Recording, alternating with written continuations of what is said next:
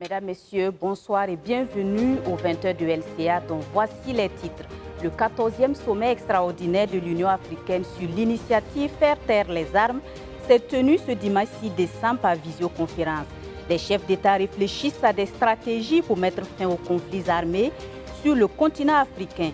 Des détails dans un instant. Jour d'élection au Ghana, plus de 17 millions d'électeurs sont attendus aux urnes ce lundi 7 décembre. Ils doivent élire leurs 275 députés et leur président.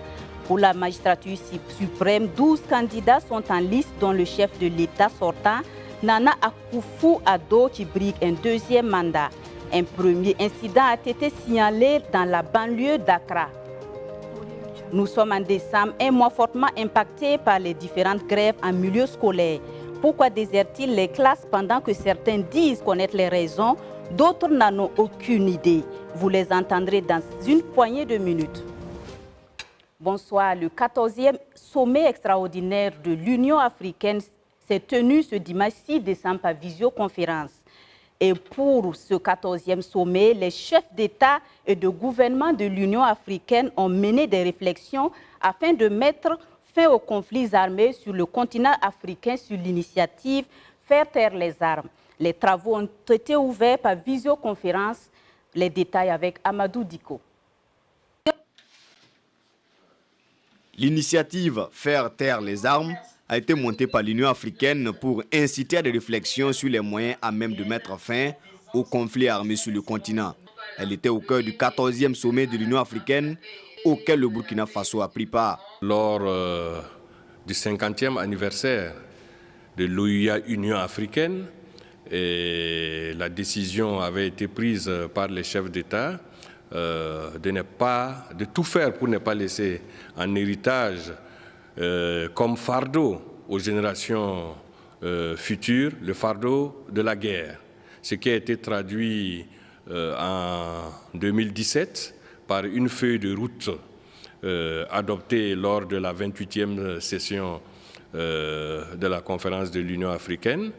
Et cette feuille de route avait pris la décision de faire taire les armes au plus tard, de faire taire les armes en Afrique au plus tard en 2020. Donc, c'est pourquoi cette session extraordinaire a été convoquée pour faire le point depuis que cette décision a été prise. On a fait l'état des lieux, on a eu un échange très productif et parfois passionné pendant 7 heures de temps. Le sommet extraordinaire de l'organisation panafricaine devrait faire le point sur cette situation qui pèse sur la paix, la sécurité, la stabilité et le développement du continent. Ce qu'il faut retenir, c'est qu'il a été convenu de poursuivre cette feuille de route encore pendant 10 ans, c'est-à-dire de 2021 jusqu'à 2030, et avec tous les 2 ans une revue pour savoir jusqu'où on a pu être, quels sont les efforts qui ont été déployés, parce que vous savez que les crises que nous connaissons à travers l'Afrique, que ce soit les guerres, que ce soit le terrorisme, que ce soit certaines pandémies, impactent sur les questions de développement. L'ordre du jour de cette session, qui devra adopter la déclaration de Johannesburg, comporte notamment une intervention sur l'initiative Faire taire les armes et la présentation du rapport du président de la Commission de l'Union africaine sur les activités et les efforts visant à faire taire les armes en Afrique. Le président du Faso, Roch-Marc Christian Kaboré, a participé ce lundi 7 décembre à la réunion du conseil d'administration de l'Alliance Smart Africa. Cette réunion qui s'est tenue par visioconférence depuis Kigali, sous la présidence du chef de l'État rwandais, Paul Kagame, a été une occasion pour les participants de faire le point sur l'état d'avancement des engagements pris par l'Alliance depuis le dernier conseil d'administration en mai 2019. Je vous propose un bout de l'intervention du président burkinabé au micro de nos confrères de la presse présidentielle. La situation difficile que nous connaissons avec la pandémie de la Covid-19. Un aspect positif que nous pouvons tirer de cette situation, c'est le fait que cela a entraîné une accélération de la transformation numérique en Afrique et sur notre continent. Je voudrais également réaffirmer l'engagement du Burkina Faso à l'atteinte de nos objectifs communs, définis dans le cadre de Smart Africa, et surtout insister à nouveau sur la nécessité que nous puissions avoir un ancrage institutionnel et surtout un acte juridique de la constitution de notre alliance. Je pense que cela est important pour donner un peu plus de poids et de force à notre organisation. Je voudrais féliciter l'Alliance pour toutes les initiatives qu'ils ont eu à développer pour lutter contre la pandémie, ce qui nous a permis de suivre le challenge organisé pour identifier des solutions proposées par des Africains. Cela aussi, c'est quelque chose qui a été important parce que non seulement ça a permis de valoriser les talents, mais de rechercher également des solutions endogènes à la lutte contre cette pandémie. Monsieur le Président, parce que je ne serai pas tout le temps, toute la durée de ce conseil d'administration, je voudrais également, sur des points qui ont été développés au niveau des questions à voir, saluer le lancement, je dirais, des schémas directeurs qui sont prévus dans l'ordre du jour, qui vont aider, je dirais, chaque pays membre à la réalisation de notre vision commune et féliciter tous ceux qui ont contribué à son élaboration. En ce qui concerne le Burkina Faso, nous étions en charge de l'élaboration du schéma directeur sur le renforcement des capacités, après que nous ayons adopté la stratégie en mai 2019 à Kigali. Je voudrais vous rassurer que nous y travaillons et que, courant 2021, nous pourrons vous soumettre donc le schéma directeur concernant le renforcement des capacités et vous dire également que nous essayons de travailler au niveau de notre pays à développer au niveau universitaire des filières spécialisées, notamment dans le data scientist, notamment également dans la cybersécurité et enfin dans l'intelligence artificielle. Je voudrais justement à ce point lancer un appel à la mobilisation des ressources en faveur, je dirais, du renforcement des compétences des Africains dans le domaine des nouvelles technologies. Enfin, je voudrais insister sur le fait que sur notamment l'initiative Smart Africa Digital Academy, qui a pour objet donc le développement général des compétences au sein, je dirais, des pays membres, dire que le Burkina Faso souhaite en tout cas être, je dirais, un pays dans lequel qui va servir de pays pilote à la mise en œuvre, donc, je dirais, de cet objectif.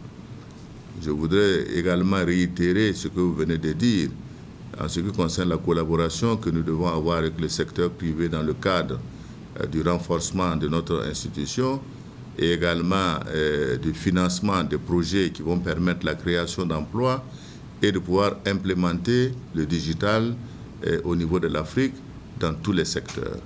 Cela est important et je voudrais saluer en tout cas encore une fois tous les partenaires au développement qui nous accompagnent et également tous les invités spéciaux qui sans nul doute trouveront un intérêt également à cela. Un titre au Ghana ce lundi 7 décembre, plus de 17 millions d'électeurs doivent élire leurs 275 députés et leur président. 12 candidats sont en liste pour la magistrature suprême, dont le chef de l'État sortant, Nana Akufo-Addo, qui brigue un deuxième mandat. Le président a décrété ce jour férié pour permettre aux électeurs d'exercer leur droit de vote. Dès la mi-journée, un cas de violence a été signalé par la police de Codéo. Une coalition d'observateurs locaux, des hommes armés ont tiré sur la voiture de 2 membres du NDC, le parti du candidat John Dramani Mahama à Kassoa. 4 personnes ont été blessées, y compris un journaliste. Les assaillants ont pris la fuite et sont recherchés par la police. Hormis cet incident, le scrutin se déroule dans le calme. On se souvient que vendredi dernier, le président sortant Nana Akufo-Addo et son rival John Mahama avaient signé un pacte de paix pour inciter leurs partisans à éviter toutes sortes de violences. Près de 40 000 observateurs locaux et internationaux sont déployés sur tout le territoire pour veiller au bon déroulement du scrutin. Et puis en RDC, le président Tshisekedi annonce dimanche la fin de la coalition au pouvoir qu'il formait avec la majorité parlementaire de son prédécesseur Joseph Kabila, estimant qu'un large consensus se dégage sur la nécessité de mettre fin à la coalition FCC, cache à la base du blocage actuel. Mais selon le Front commun pour le Congo, ces décisions sont unilatérales et violent gravement la Constitution. Dans l'hypothèse où l'informateur ne parviendrait pas à réunir une majorité parlementaire, alors le chef de l'État estime qu'il faut dissoudre l'Assemblée nationale et demander aux électeurs de trancher. Et comme conséquence, des incidents ont éclaté ce lundi dans l'enceinte du Parlement à Kinshasa au lendemain de cette annonce. Une plénière a été convoquée pour 13 heures. Selon une source, des députés ont débarqué dans la salle et ont commencé à détruire des pupitres, accusant des partis du président de la République démocratique du Congo, Félix Tshisekedi. Des tables et des chaises ont été cassées. Et puis nous revenons au Burkina Faso. Désormais, Télécell Faso fonctionne en mode 4G pour la connexion Internet. Une innovation qui va permettre à l'opérateur de téléphonie mobile d'améliorer sa connexion Internet. Le lancement officiel de cette licence technologique est intervenu ce lundi en présence de Achille Ouedraogo et Aurélia Minungu. C'est effectif, Télécell Faso est passé à la 4e génération de réseau mobile communément appelé 4G+. Cette innovation va lui permettre d'améliorer ses performances de connexion afin d'offrir une navigation haut débit à ses abonnés. C'est un réseau de toute dernière génération qui va accélérer donc bien évidemment la question donc des transmissions et donc de la connectivité pour l'ensemble donc de nos usagers. Télécell Faso, c'est l'opérateur qui offre toujours plus. Donc là-dessus, nous voulons vous rassurer qu'en termes donc de connectivité, en termes de coût, nous allons faire la différence et donc faire la différence donc au profit donc de nos abonnés. De notre 4G, c'est plus de vitesse de connexion, plus de rapidité et puis bien évidemment des offres qui seront beaucoup plus attractives.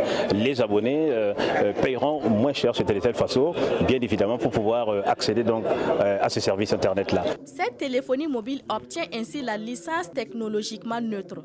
La ministre du Développement de l'économie numérique et des Postes a salué cette adhésion de Télécell Faso. L'acquisition de cette licence va offrir à cette société la possibilité de progresser vers la 5G. Aujourd'hui, nous donnons des licences technologiquement, des licences de dernière génération.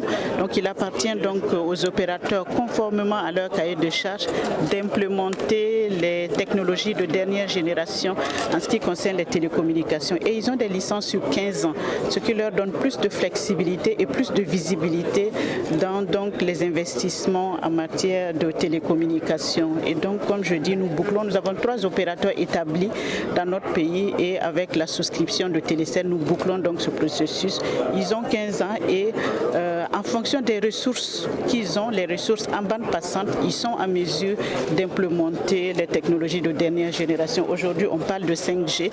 Si ils ont, voilà, en tout cas, ils ont la possibilité d'implémenter déjà la 5G avec les ressources que nous avons données. Avec Télécell Faso, le gouvernement burkinabé a bouclé le processus d'attribution des licences technologiquement neutres qui a débuté en 2017. La ministre en charge de l'économie numérique a réaffirmé l'engagement de l'État burkinabé à accompagner les téléphonies mobiles au Burkina Faso. Et nous en venons à cette soirée dédiée aux acteurs du tourisme et de l'hôtellerie. Une soirée au cours de laquelle des promoteurs de filières comme la restauration et l'hébergement ont été distingués par des prix. La cérémonie a eu lieu ce dimanche 6 décembre à la mairie centrale de Ouagadougou sous le parrainage du ministre de la Culture, Abdou Sango. Constantin Sieda, Guéri Dev, reportage. Les trophées de la deuxième édition du prix national de l'entrepreneur culturel ont été décernés dans les 6 catégories suivantes. La restauration, l'hébergement, le voyage, le guide de tourisme, l'hôtel vert et le plus jeune entrepreneur touristique du Burkina. La cérémonie a été présidée par le ministre Abdoul Karim Sango de la Culture, des Arts et du Tourisme, qui n'a pas manqué de mots pour féliciter les lauréats. La nuit de l'entrepreneur touristique vise à promouvoir l'excellence dans les différents secteurs de l'hôtellerie et du tourisme. Je voudrais de façon particulière féliciter l'ensemble des Burkinabés qui, en dépit des difficultés que traverse notre pays, croient à l'avenir de ce pays en investissant d'énormes ressources. Parce que le tourisme est un secteur hyper stratégique à mesure de générer d'énormes ressources pour l'État, mais aussi de donner de l'emploi à notre pays. Je voudrais donc véritablement féliciter tous les acteurs, le comité d'organisation qui s'est investi, dire merci aux partenaires qui ont accepté d'accompagner cette initiative. Tous les participants ont eu droit à des attestations d'encouragement. Et les 3 premiers de chaque catégorie ont reçu un trophée, des gadgets et une enveloppe allant de 500 000 à 1 million de francs CFA. Tout d'abord, je vais dire merci au ministère de la Culture, des Arts et du Tourisme d'avoir initié cette activité, voilà, donc, qui est la bienvenue. Parce qu'au niveau du Burkina, on a un pays qui est très très riche touristiquement. Et quand on parle du tourisme, on parle d'un package en quelque sorte. Le package, c'est-à-dire que l'accueil, le guidage, l'hébergement, la restauration. Donc on a besoin des guides de qualité pour qu'on puisse vendre une bonne image. Donc si cette activité est là, on aura des modèles en quelque sorte que les autres pourront vouloir suivre. Et en ce moment, je pense que le tourisme pourra gagner sa place, le tourisme burkinabé pourra gagner sa place au niveau international. Et la nuit, elle est très bien organisée d'abord. Bon, je suis très content parce que je suis le lauréat du premier prix. Et d'accord, donc je peux dire merci encore au ministère du Tourisme d'avoir organisé et que vive le tourisme et que la sécurité, la culture aussi reviennent dans le pays pour que quand même la destination touristique pourra bien se vendre. Ils sont au total 14 lauréats, des personnes physiques et morales à avoir reçu les trophées pour cette deuxième édition. À noter que la cérémonie de distinction des entrepreneurs culturels a été ponctuée par un défilé de mode et une prestation d'artistes, musiciens et humoristes burkinabés. Nous sommes en décembre et vous l'avez sûrement constaté, ce mois est fortement marqué par des manifestations et des grèves en milieu scolaire avec la participation de plusieurs élèves. Pendant que certains affirment avoir une idée de sur ces manifestations, d'autres cependant ignorent les raisons, mais y participent tout de même. Ils se sont prononcés ce lundi 6 décembre au micro de nos reporters Bassirou Sawadgo, Faïsetou Sangaré et Farida Kabouri. Nous sommes ici au lycée Marianne Gouabi. Il est 11h et la plupart des élèves de ce grand établissement ont déjà déserté les lieux. Aujourd'hui, comme chaque décembre à pareille date, il n'y a pas cours. De façon quasi spontanée, les élèves vident les salles de classe. Beaucoup d'entre eux ignorent même pourquoi ils sont dehors. Le matin, nous aussi, on est venu trouver que bon, on a eu grève ce matin, mais nous-mêmes, on ne sait pas le motif, on ne sait pas qu'est-ce qui s'est passé. Et puis, on a eu cette grève-là. Aujourd'hui, bon, on n'a pas fait cours parce qu'on était en train de faire cours de philo. Et puis, les élèves sont venus nous faire sortir. Nous-mêmes, on ne connaît même pas le but du grève-là. Et bon, d'autres disent que c'est à cause de Flavien Nébier. Mais nous, vraiment, aucune idée sur la grève. On est venu le matin et puis on sifflait dans la cour là. On n'a pas su pourquoi il n'y a pas de cours. Ah, bon, c'est décembre. Donc suivant, c'est pour ça. D'autres, par contre, tentent de justifier ces manifestations par la demande de justice pour Flavien Nébier, mais aussi pour Norbert Zongo, dont l'anniversaire de l'assassinat interviendra dans quelques jours, le 13 décembre. Puisque le mouvement s'est passé ce matin, mais il y avait eu des motifs que certains élèves avaient vu avec l'administration. Et vraiment, ce motif a été approuvé. Il paraît qu'aujourd'hui, les élèves font la grève de l'élève Flavien Nébier qui a été assassiné et choses depuis des années. Cependant, jusqu'à présent, il n'y a toujours pas de justice. Donc, sûrement les élèves et choses sont sortis pour gréver pour la justice de l'assassinat de Flavien Nevier. Et l'élève même a été assassiné le 6 décembre. Mais apparemment, le 6 décembre, c'était hier. Voilà, donc hier, c'était un dimanche. Les élèves ont dû reporter la grève aujourd'hui, le lundi. Voilà, donc c'est pour cette raison. Cette année, pourtant, le gouvernement a pris les devants à travers un communiqué publié ce lundi, mettant en garde tout individu cagoulé qui se rendra coupable de perturbation des cours dans les établissements scolaires. Ces derniers, prévient le gouvernement, seront traduits en justice. Ce sont des propos recueillis plus tôt ce lundi 7 décembre par Bassirou Sawadogo, Faïsetou Sangaré et Farida Kabouri. Cap sur l'Éthiopie où le pouvoir fédéral annonce la fin des combats et estime travailler désormais sur l'arrestation des chefs du TPLF, la restauration de la loi et de l'ordre ainsi que sur l'aide humanitaire à destination des civils. Addis Abeba souhaite organiser le retour et l'installation des réfugiés et déplacés, mais aussi relancer les services de transport et de communication. L'État fédéral affirme que la prise de Mekele d'il y a 10 jours s'est faite sans victimes civiles ni destruction de propriété. Des informations à prendre avec pincette parce que des témoins disent avoir vu des blessés et des morts, ainsi que des maisons détruites par des bombardements. Plusieurs sources parlent de pillages réguliers perpétrés notamment par les soldats fédéraux qui occupent la ville. Le groupe de travail mis en place par Addis Abeba sur le Tigré reconnaît des vols, mais l'institution affirme qu'aucun militaire fédéral n'y a participé. Ce groupe pointe aussi du doigt la présence des soldats du TPLF en civil qui se cachaient parmi la population. Et voilà qui met fin à cette édition. Merci de votre fidélité à la chaîne africaine. Excellente soirée à toutes et à tous.